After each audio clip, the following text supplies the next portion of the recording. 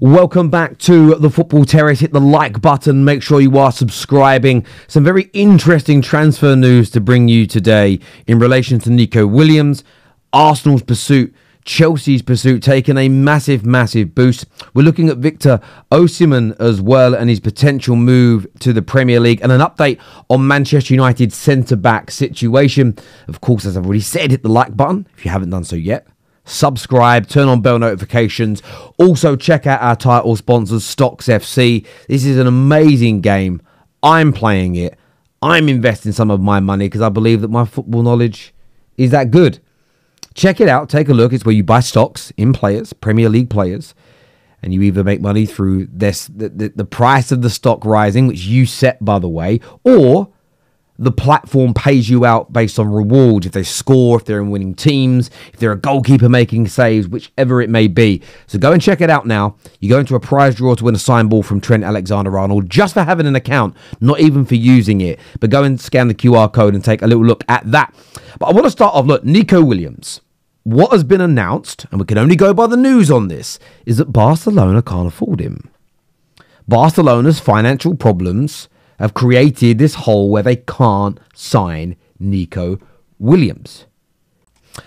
So, what's going to happen? You may have noticed a glitch there. It's because I sneezed. I had to pause it.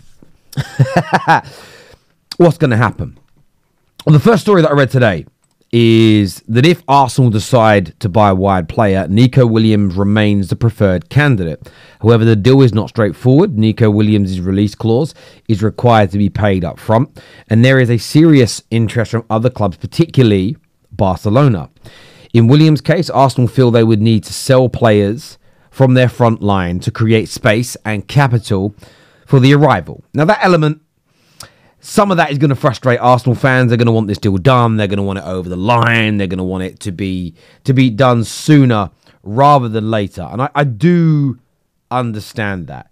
But I also get the idea of balancing the books.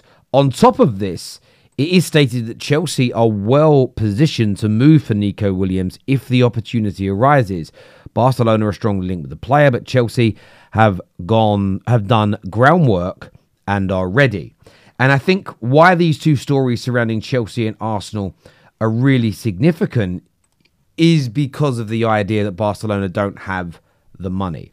Now, Arsenal appear to either be playing it coy this summer with their finances, or they're really up against it. I find it staggering, though, that Chelsea have the money, but Arsenal don't, when you consider the vat of cash that Chelsea have spent and the lack of success financially compared to Arsenal. It doesn't make sense for me. This could just be Arsenal playing it down and playing it coy, though, but they should be moving for him.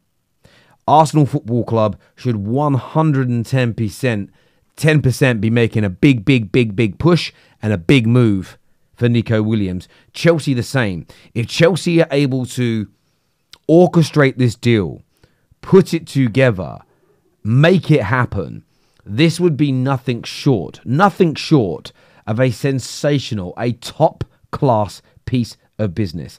It's as simple and as straightforward as that. You can't get your head around it any other way. It would be a phenomenal piece of business for either of these teams, but for Chelsea, it adds star quality. I wasn't sure about him before the Euros. Hadn't watched enough of him. Heard really good things, heard really bad things. Having watched him at the Euros, coupled with the research that I have done, there is, at the very least, a quality player in there.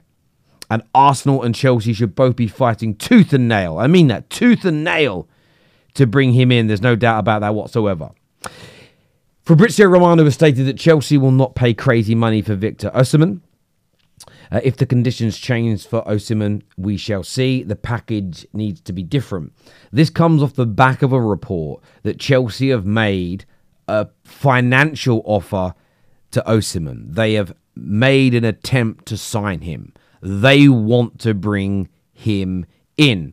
Now, all summer, this Napoli conundrum has occurred, and the Napoli conundrum is how much should we charge for Osimhen? Nobody is seemingly willing to pay their asking price. So, of course, when this happens, you have to look at it. Whether you're selling a car, whether you're selling a house, whether you're selling the services of a player, which is essentially what football clubs do. Although you don't actually buy the player, you buy what they call like a player card. For technical reasons, for reasons that make a lot of sense. You can't buy a person. Well, you shouldn't buy a person. You're buying a player card. But that's another conversation for another day. Chelsea still want the player, but they're not willing to spend £100+ million on him. And I'm really intrigued to see how this transfer plays out. I personally think there's a player in Victor Osimhen. I'm not saying he's R9. I'm not saying he's Lionel Messi or Cristiano Ronaldo. But I think there's someone that could be prolific. I think it's someone that could score 20 league goals a season. Yes, there'll be flaws. Yes, I think there's problems to his game. As in, he isn't this complete, amazing football player in every facet of what he does. But I still think he can score lots and lots of goals. And if Chelsea do act, and they do bring in Nico Williams, and they do bring in Osimhen, what a phenomenal window this would be. They would put themselves into a position where there is no excuse, no reason to not move back into Champions League contention, and maybe beyond this. There would be absolutely no reason to not be able to motor on forward in that scenario. In my humble opinion, that is. But Chelsea fans, give me your thoughts on Nico Williams and the talks about an offer made to Osimhen. And Arsenal fans, are you starting to get a little worried with the Premier League just under 4 weeks away from beginning? If Nico Williams and his move to Barcelona does not happen because of Barca's financial issues, should you be all over this like white on rice? Let us know in the comments section below. Now, moving on to Manchester United. It said David Ornstein states that the current expectation is that Man United would recruit one of Leny, Yoro and De Ligt as opposed to both. So there's been a lot of talk, are United going to sign 2 centre-backs this summer? Now, there has been talk that the answer was yes. Ornstein now is shutting that down. He says, given a deal for De Ligt looks relatively straightforward if United choose to proceed. At present, they seem to be prioritising Yoro and exploring whether they can convince the Frenchman to join rather than holding out for Real Madrid. And I like this approach by Manchester United. If they know De Ligt wants to join, if they know that getting the deal done with Bayern Munich is simplistic, then you put your energies and efforts into Yoro. You keep spinning the plate with De Ligt, but you don't act too quickly. What you don't want to do is today sign De Ligt, and then tomorrow morning Yoro wakes up, picks up the phone and says, I want this Man United challenge, just for Man United to say, sorry, we've already gone for De Ligt. Now, there will be a deadline. There will be a point in time where United will have to set a deadline, but you don't want to be too hasty. You don't want to act too quickly when you don't need to. I love the way we're working on these deals simultaneously. I love how we're spinning multiple plates. And for a lot of rival fans, I've spoke about this a number of times, you may not get that. You may not understand where I'm personally coming from when it comes to these scenarios, but it stems through years of not behaving this way. It stems through years of Man United behaving so poorly, chasing Leny Yoro for weeks and weeks, not getting him, and then starting again flat-footed with a new player, buying somebody that we don't need, who doesn't fit what we're trying to do, for too much money, on too much salary, and the knock-on effect, the butterfly effect for failure stems from those very moments. So, look, as I say, I like De Ligt. I'm far more excited about Leny Yoro. I still am interested in the Branthwaite situation. There's talk that's done, dusted, and over. So I'm intrigued to know what we're going to do. There was a lot of talk of at least 2 centre-backs being purchased this summer. Maybe now it's only going to be 1 and money will be spent elsewhere, but we'll keep our eyes peeled for that. But if you're a Man United fan watching, De Ligt or Leny Yoro, which one do you want the most and why? Let me know in the comment. I think I know the answer, but I can't assume, can I? We need to have that conversation. I want to thank you all as ever for tuning in. Straight facts later on today. Obviously, you can see we're back home. We're back in business. It's a lot easier for us to work now than the last month, which has been crazy. Remember to go check out StocksFC.